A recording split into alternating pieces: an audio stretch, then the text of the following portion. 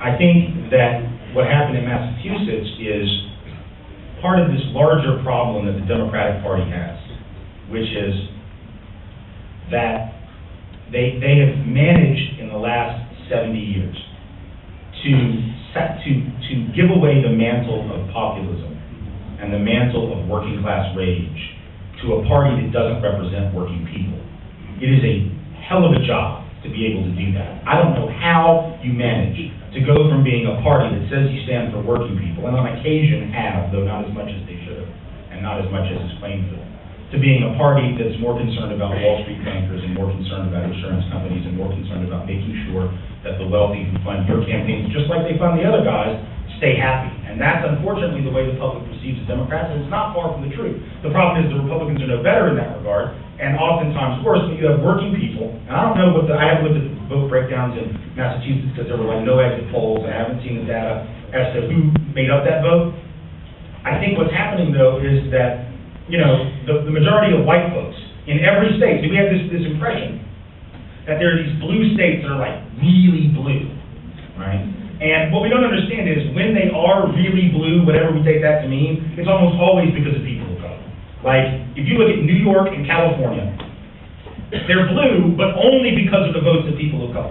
White folks in California and in the state of New York and in the state of Michigan and in the state of, maybe not Illinois. Illinois, actually, most whites do vote Democrat, but in a lot of California and New York, the majority of white folks actually vote, slight majorities vote for Republicans in the last several elections. And so, what I think happened in Massachusetts is the vote, I'm guessing, because I haven't seen the polling, people of color turnout was probably down. White, progressive, and labor turnout was probably down. And the reason, of course, is fairly predictable. And that is that when you have a campaign that is rooted in the rhetoric and the mantra of change and hope, you have to deliver. Unfortunately, you set a very high threshold for success, and it makes it really hard.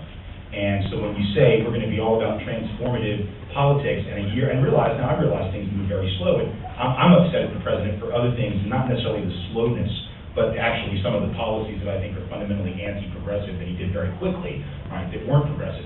But I think people are impatient because when you say it's all about change, and we're going to come in and really transform things, and then a year later, what people see is very little change.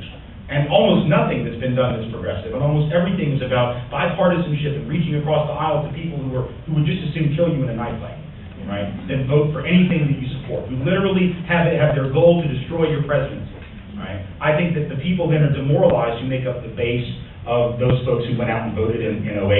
Nationally, the only reason Obama won in 08 was black votes were up 3 million more black voters in 2008 than in 2004, 700,000 fewer white voters in 2008 and 2004. That's the only reason he won.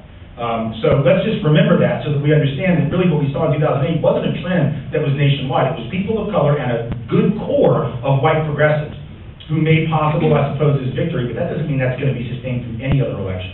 And I think people vote against their economic interests because, and I talk about it in some of my talks and in some of my articles and in books, because when the economy, in fact, it's even more likely you'll do that when the economy's crappy.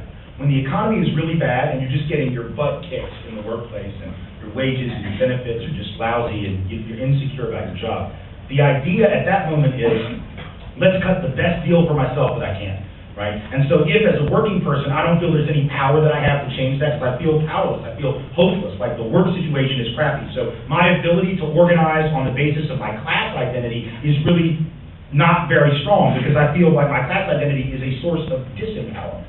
But in that situation, what do? I turn to my other sources of identity, where I feel strong.